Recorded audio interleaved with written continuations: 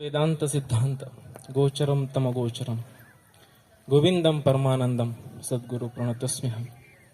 बघा, जगाच्या पाठीवर जे काही संत होऊन गेले, आद्यगुरु शंकराचार्य विवेक चूडामणी ग्रंथाचा प्रारंभ करताना पहिला श्लोक खर्च करतात. सर्व वेदांच्या सिद्धांतांना देखील जो परमात्मा आहे, जे तत्व आहे ते गोचर आहे, म्हणजे त्यांना प्राप्त होऊ शकत नाही. परंतु माझ्या सद्गुरूंनी माझ्यावरती कृपा केली आणि परमानंद स्वरूप असणारे, गोविंद असणारे, परमात्मा असणारे सद्गुरू मला प्राप्त झाले. आणि त्या सद्गुरूंना त्यांच्या इच्छेने ते प्राप्त करून दिलं, नवे नवे ओळख करून दिली. अमृतानुभव सांगतो माऊलींचा, ज्ञानोबा सांगतात, तैसे आमुचेनी नावे अज्ञानाचे ज्ञानही नव्हे, आम्हा लागी गुरुदेव आम्हीच केलो. ही भ्रांत पडली होती जीवाला, ज्याने भ्रांतीपासून हिरतले. आईच्या गर्भामध्ये असताना सततचं ध्यान, गर्भी असता म्हणे सोहम, बाहेर पडता म्हणे कोहम, ऐसे कष्ट सोसील बहुजीवी गर्भवासी. समर्थ रामदास स्वामी दासबोधात सांगतात, आईच्या गर्भामध्ये असताना मी स्वतः देवे, हे भजन चाललेलंच होतं है ना, परंतु धरणी वायू लागला आणि मग स्वतःच्या स्वरूपाला विसरून गेलो. विचारसागर सांगतो, शुभसंतती राजाची 3 मुले, एक तर्कदृष्टी, एक अदृष्टी आणि एक तत्वदृष्टी.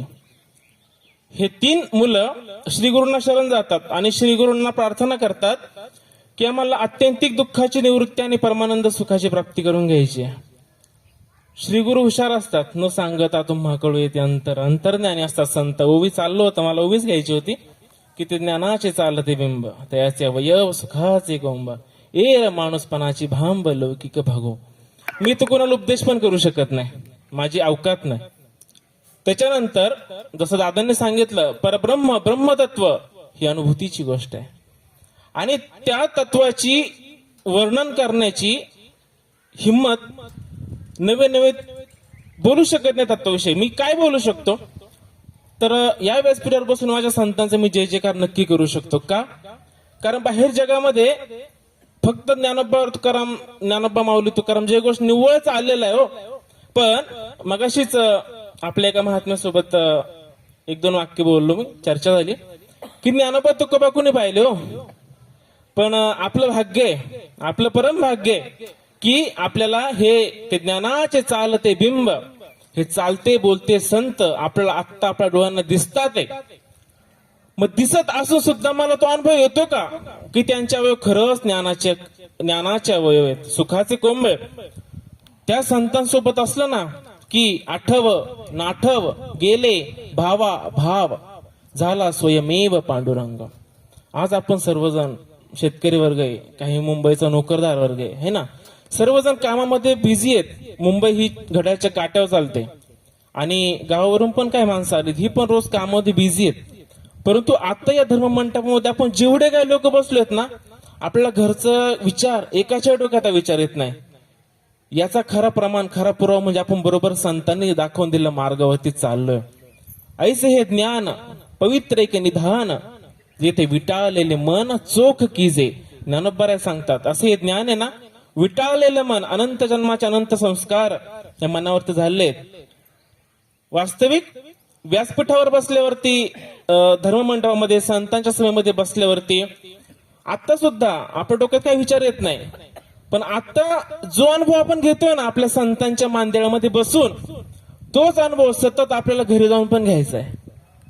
भागवतामध्ये नाथबाबा सांगतात, मग म्हणे तो भागवत ते भगवंताचे हृदय येत, पण त्यांसीच होईल प्राप्त ज्यांचे निरंतर चित्त भगवंती है ना. उद्धव गीता भागवतामध्ये उद्धवाला प्रमुख दीक्षा दिली. 28वा अध्याय सांगतो, कलशाध्याय, देव होऊन देवची पूजिजे, हे निजात्म सुख गोड खाजे, हे उद्धवाचे निव्याजे, हे उपासना कांड व्याजे, उद्धवासी दिजे श्रीकृष्ण.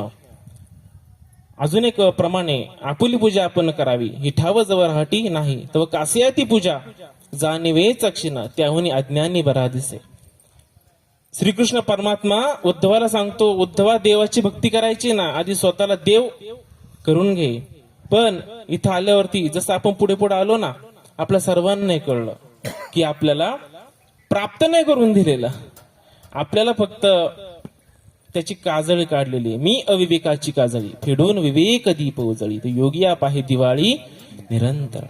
आपल्या सद्गुरूने विषय सांगत होता अमृतानुभवाचा, विचार सागरात सांगत होतो की जेव्हा ते 3 मुलं श्रीगुरूंना प्रार्थना करतात, श्रीगुरु प्रसन्न होतात आणि हसतात की तुम्ही जे म्हणताय आत्यंतिक दुःखाची निवृत्ती करून मला परमानंद सुखाची प्राप्ती करून घ्यायची आहे, पण हे सुद्धा खोट आहे, हा सुद्धा भ्रम आहे तुझा. कारण का संतांच्या दृष्टिकोनातून पाहिलं ना, एक आजातवाद आहे आणि एक विवर्तवाद आहे.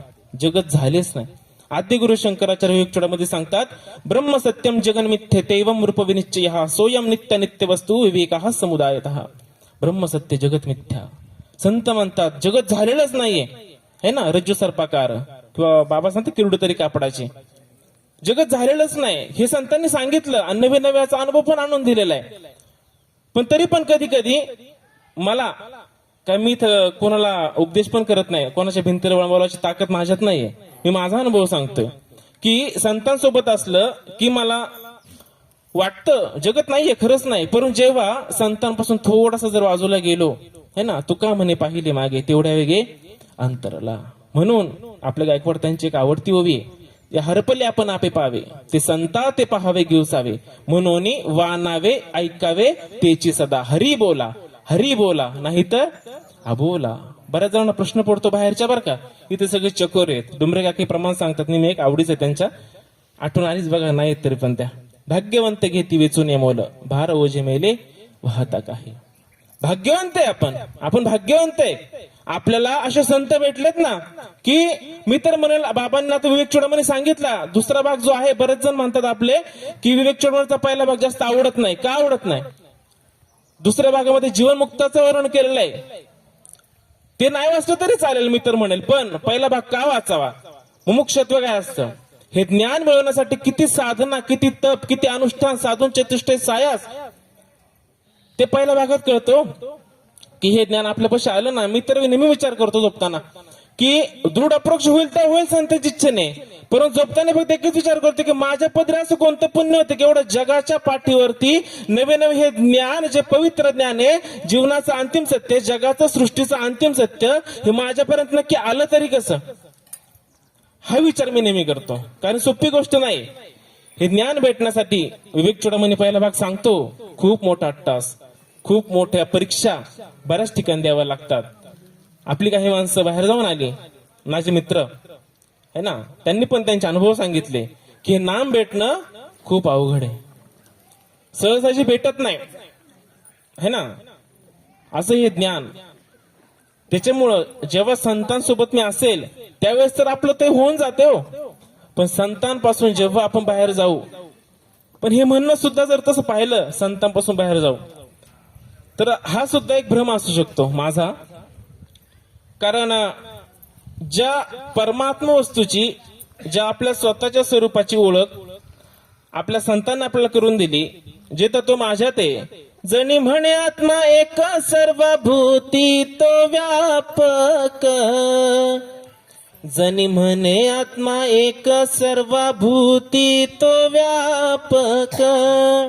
संत जनाबाई सांगतात, माझ्या हृदयामध्ये असणारा आत्मा तोच संपूर्ण जगामध्ये नटलेला आहे, है ना. मला माझ्या हृदयातल्या आत्म्याचा अनुभव माझ्या संतांना दिला हो, पण हा अनुभव फक्त माझ्या पुरता मर्यादित, माझ्यासाठी सांगतो, माझ्या पुरता मर्यादित नसावा. विठ्ठल जळी स्थळी भरला रिता ठाव नाही उरला, आज दृष्टी मी पाहिला विठ्ठलची विठ्ठला. दगडामध्ये सुद्धा मी नटलेलो आहे, हा धर्म मंडप सुद्धा मीच नटलेलो आहे, माईक सुद्धा मीच आहे, सगळं काही मीच आहे, है ना. जगामध्ये मी सोडून अशी जागा नाही. हा अनुभव आपल्याला आला पाहिजे. आणि आपल्या संतांना आपल्याला दिलेलं खूप बहुमोलाचं आहे. गायकवाड ताई सांगतात, काही ठिकाणी दात आहेत पण चणे नाही, काही ठिकाणी चणे आहेत पण दात नाहीत, काही ठिकाणी चणे बी आहेत आणि दात बी आहेत. पुढचं मी बोलू शकत नाही, मला अधिकार पण नाही. असो, तुम्हाला एवढंच सांगेल की आपल्याला जे भेटलंय अनंत जन्माचे, खूप मोठा अट्टहास, खूप मोठे कष्ट, खूप मोठ्या परीक्षा, आपण खूप खूप ह्या गोष्टींसाठी अट्टहास केलाय, म्हणून हे हरीचं दुर्लभ असणं नाम. जय हरी.